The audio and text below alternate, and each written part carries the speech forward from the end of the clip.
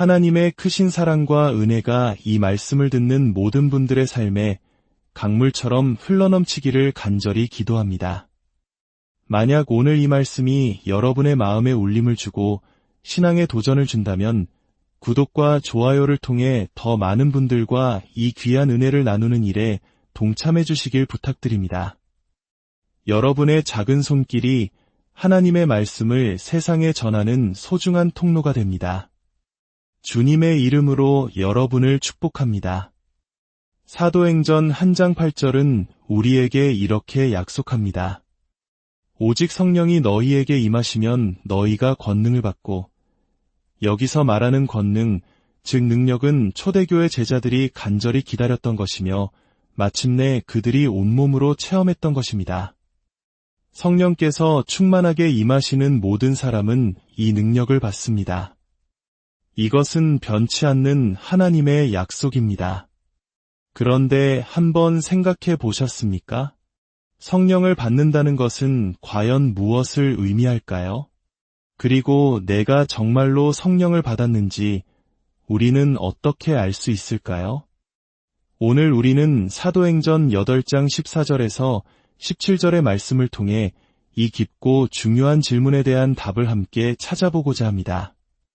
본문에는 빌립의 전도를 통해 사마리아 사람들이 복음을 받아들이는 놀라운 장면이 나옵니다. 여기서 우리는 한 가지 이상한 점을 발견하게 됩니다.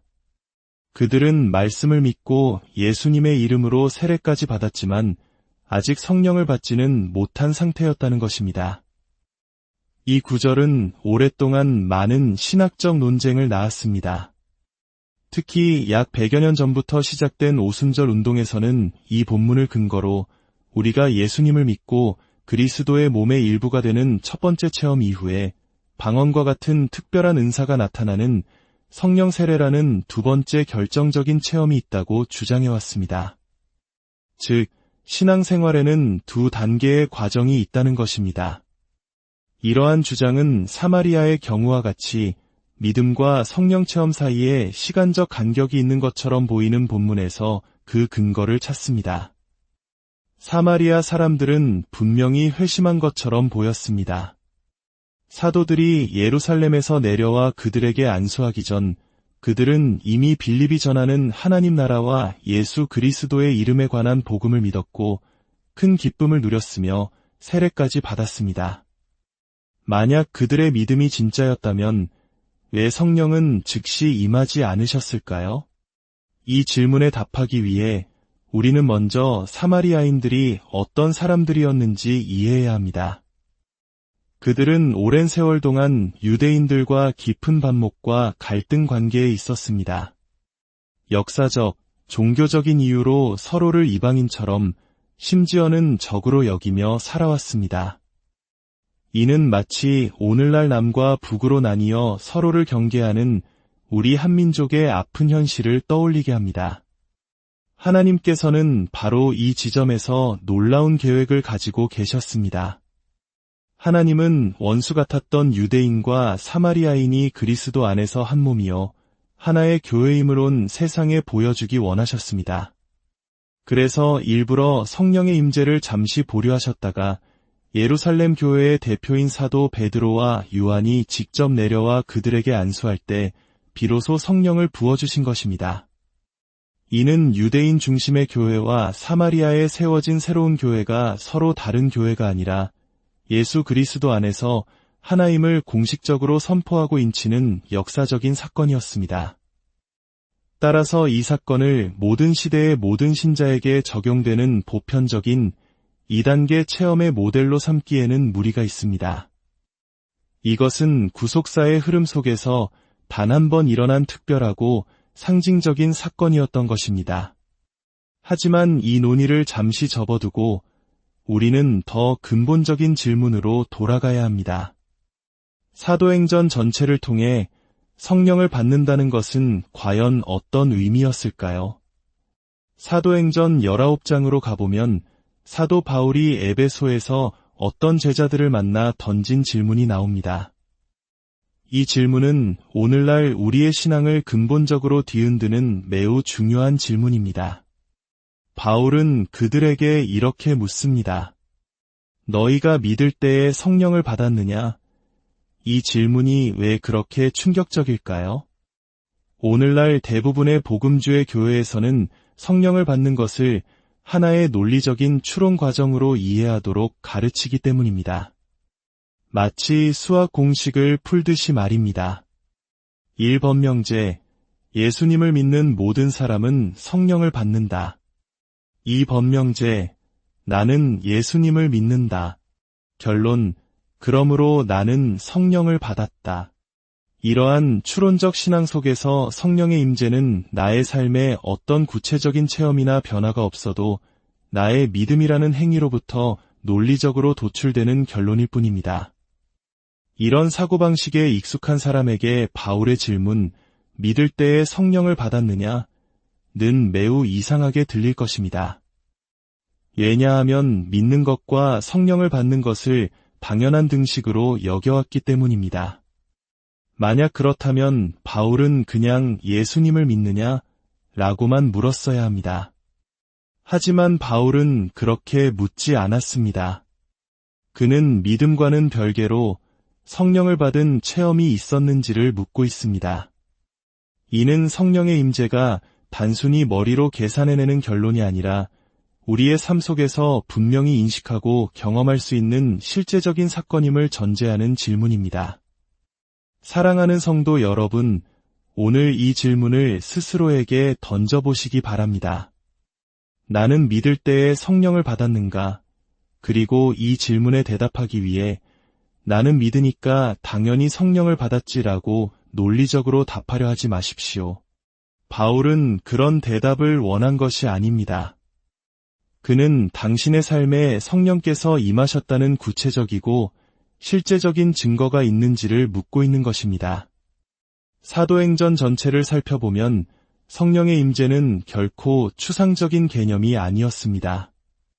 성령이 주어지고 임하고 부어지고 받는 모든 순간에는 언제나 눈으로 보고 귀로 들을 수 있는 명백한 현상들이 동반되었습니다.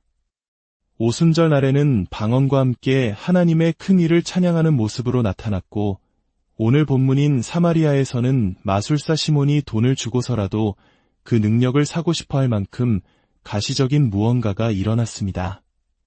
고넬료의 집에서는 방언을 말하며 하나님을 높이는 것으로 에베소에서는 방언과 예언을 하는 것으로 나타났습니다.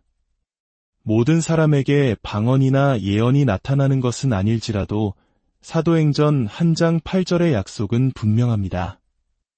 오직 성령이 너희에게 임하시면 너희가 권능을 받고 그렇습니다. 성령의 임재는 반드시 능력으로 나타납니다.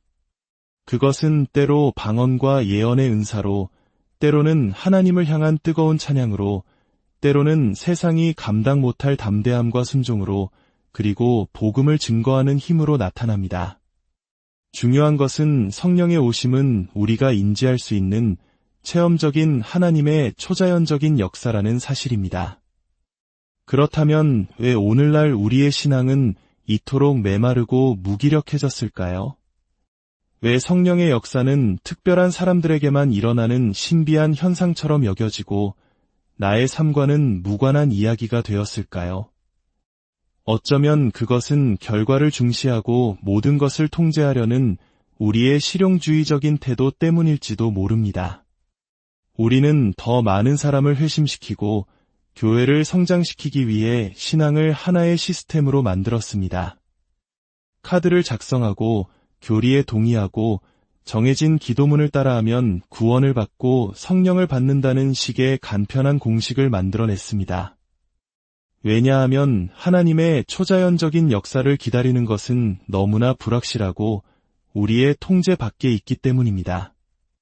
우리는 하나님께 전적으로 의존하기보다 인간의 의지와 계획으로 통제할 수 있는 신앙의 틀을 선호하게 된 것은 아닐까요?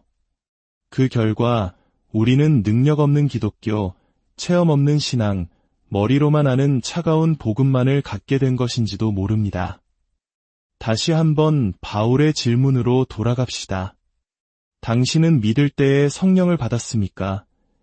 만약 당신이 이 질문 앞에 머뭇거리게 된다면 좌절하지 마십시오. 오히려 오늘이 당신의 삶에 성령께서 새롭게 역사하시는 전환점이 될 수 있습니다. 그리고 많은 분들은 이미 다음과 같이 고백할 수 있을 것입니다.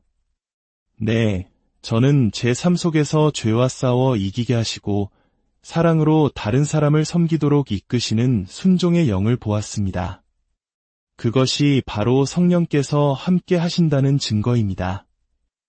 네, 저는 제 마음을 예수님을 향한 사랑으로 가득 채우시고 아버지와 아들과 성령께 드리는 예배의 기쁨이 터져나오게 하시는 찬양의 영을 체험했습니다.